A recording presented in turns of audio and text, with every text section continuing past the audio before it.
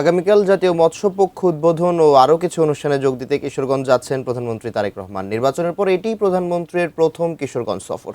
তার সফরকে কেন্দ্র করে পুরো জেলায় বিরাজ করছে উৎসব মুখর পরিবেশ। শহরের পুরাতন স্টেডিয়াম থেকে আরও জানাতে যুক্ত হচ্ছেন প্রতিনিধি শফিক আদনান। শফিক, সার্বিক প্রস্তুতি কেমন দেখতে পাচ্ছেন প্রধানমন্ত্রীর সফরকে ঘিরে, এবং সেখানে আগামীকাল কি কি অনুষ্ঠান থাকছে এই সফরকে কেন্দ্র করে, বিস্তারিত জানাবেন।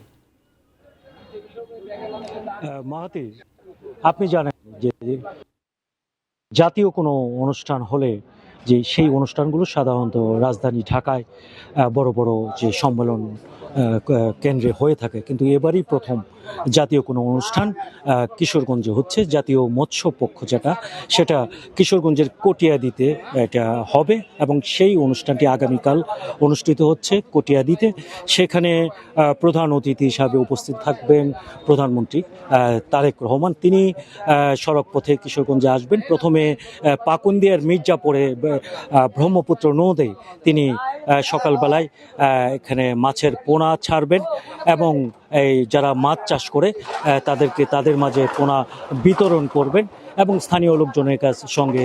এরপর তিনি কটিয়াদীতে চলে আসবেন। কটিয়াদীতে এখানে যে আচমিতা জর্জ ইনস্টিটিউশন মাঠ আছে, সেখানে একটি যে জাতীয় মৎস্য পক্ষের মূল অনুষ্ঠানটি হবে এবং মৎস্য খাতে যারা ভালো করেছেন তাদের 14 জনকে এখানে স্বর্ণপদক দেওয়া হবে এবং সেখান থেকে তিনি কিন্তু চলে আসবেন কিশোরগঞ্জে শোলাকিয়া মাঠে।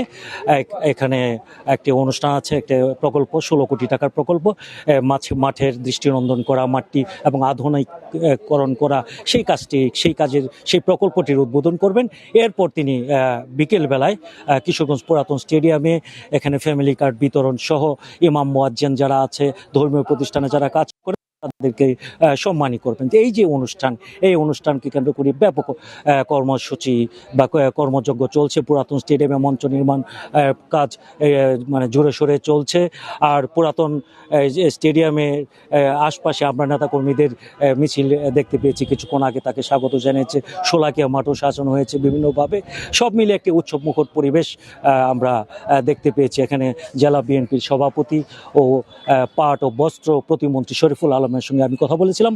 তিনি আমাকে জানিয়েছেন যে শুধু এই অনুষ্ঠান নয়, কিশোরগঞ্জের সার্বিক উন্নয়ন, বিশেষ করে রেল এবং সড়ক যোগাযোগের যে উন্নতি এবং এখানে ট্রেনের ব্যবস্থা করা, নতুন কিছু ট্রেনের দেওয়া এবং শিল্প কারখানাতে মেরামত করা সহ শিল্প কারখানার বন্ধ যে শিল্প কারখানা আছে সেগুলো চালু করা সহ আরও কিছু দাবি দাওয়া তুলে ধরবেন। সব মিলিয়ে কিন্তু উৎসবমুখর পরিবেশ চলছে কিশোরগঞ্জে প্রধানমন্ত্রীর এই আগমন উপলক্ষে। মাহাতির।